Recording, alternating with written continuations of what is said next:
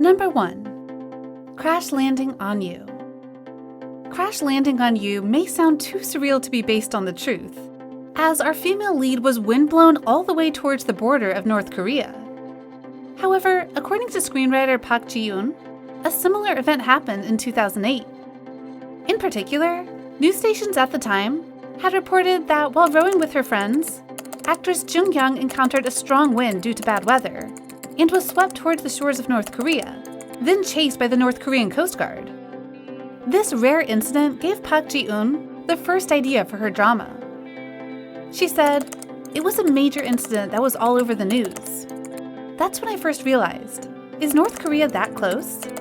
Is it so close that you can get there after letting your mind slip for a second? It's a place that's close, yet forbidden. Two countries of the same race, speaking the same language, sharing the same history, and yet divided. It was this notion that inspired Crash Landing on You. As a result, we have the heiress Yoon Se-ri, who crash landed into the heart of handsome military officer Ri Jung-hyuk, and a drama so good that it's hard to take our eyes off the screen. To make the series as realistic as possible, the production crew even interviewed people who once resided in North Korea. It was no wonder that Crash Landing on You had become the most popular TV and drama up to date. Number 2. Youth of May. Following the story of two young people who fell in love during the Gwangju Uprising, Youth of May is the perfect example of a tearjerker. The male lead, Hwang Tae-hee, was the son of a tycoon, but his mother was unfortunately a prostitute. Meanwhile, the female lead was born in a poor family and suffered a lot of injustice in work and life due to her low social status. Even the supporting character, Soo-chan, was all fleshed out as an international student with modern Western ideas, stuck in the poor and old-fashioned Gwangju. They were all weighed down by society, and yet stayed strong and tried to choose their own fates. The drama was colored in specks of gold and clothing reminiscent of an olden time, and the romance between the main characters was soft and heart-wrenching. There were so many moments where we could not help but smile, and Lee Do-hyun and Go Min-see's eyes spoke ample of love. But things turned tragic when they were later caught up in the Gwangju Uprising, one of the most painful chapters in South Korean history. To lay the foundation for democratic politics and make Korea the great power it is today, over 100 young Koreans were killed, but it was suspected that the real death count could reach thousands. Truthful to its painful context, the drama did not have a happy end. And their tragic fates were a direct reflection of past corruption. While Youth of May was a beautiful art inflicted with pain, it was also immensely hopeful, and good enough to spend days over. Number 3. Hymn of Death. With only 3 episodes, this Netflix original series still manages to punch the viewers in the gut with its tear-jerking storyline and the convincing acting of Lee Jung-suk and Shin Hye-sun. The story began when Yoon Sim-dok, a soprano singer, met and fell in love with playwright Kim Woo-jin while she was in university. However, Woo-jin already had a wife, and their responsibilities did not allow the two to be together. Fed up with all these obligations and the old mindset of the period, they decided to leave the world together, hand in hand. Tragic as it is, this plot actually follows the diary of Yoon Sim-dok, Korea's first female soprano singer. As a woman in the 1890s, Sim-dok was able to enroll in Kyongsong Women's Teaching College, an unusual thing at the time. She was eager to further her studies and become the first Korean to study at the Tokyo Music School in Japan. But her life took a drastic turn when she met Kim Woo-jin at this very university.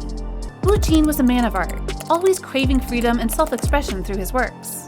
And yet, his whole life was predetermined, from his study, his job, to his own marriage. That's why, when he met Sim-dok, the pair fell in love passionately, yet purely. But as with all the romance of the past, the story ends on a tragic note, and the drama follows it faithfully. Still, for a short watch with beautiful music, setting, and a meaningful plot, Hymn of Death was remarkable in all its means. Number 4. Fight for My Way. As K-drama geeks, we have all heard of this classic drama, which was no less than an anthem of youth and an explosion of chemistry between Park Seo-joon and Kim Ji-won. But did you know Fight for My Way actually takes inspiration from real life? According to the screenwriter, Im Sang-chun, the hit drama series was based on the life of the martial artist Chu Sung-hoon and his wife, Yano Shiho. Once, when watching a match, Yano Shino cried while watching her husband fight. Moved by the scene, writer Sang-chun started to pay more attention to the lives of martial artists. He shared that he used to think martial artists just liked alcohol, women, and violence. But after observing and studying them, he wanted to get rid of the negative stereotypes surrounding these fighters. The screenwriter also deeply felt the sadness of people close to these martial artists, and the fact that they could not bear to watch fighting matches, where their loved ones are either violent or beaten, bruised, and blue. It was these emotions that later led to the success of Fight for My Way, an excellent screenplay that portrays the realistic, heartfelt, and moving everyday life of an endearing fighter protagonist. Number 5. Taxi Driver. The phrase based on a true story was taken to a completely new level in Taxi Driver, where every episode was inspired by a serious case that reflected the dark side of Korea. Adapted from the webtoon Red Cage, Taxi Driver introduces the Rainbow Taxi Company, which provides revenge services for its customers, who were failed by the nation's legal system. One by one, the grim nature of Korea starts to come to light.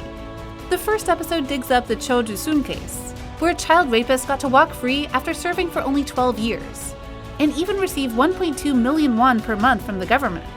The series also brings up the hellish Purple Island case in 2015, where it was revealed that people were sold to salt farms to work as slaves on an island, and were brutally exploited and beaten.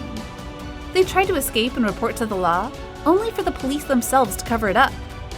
The workplace bullying scandal of We Disc Company was also included.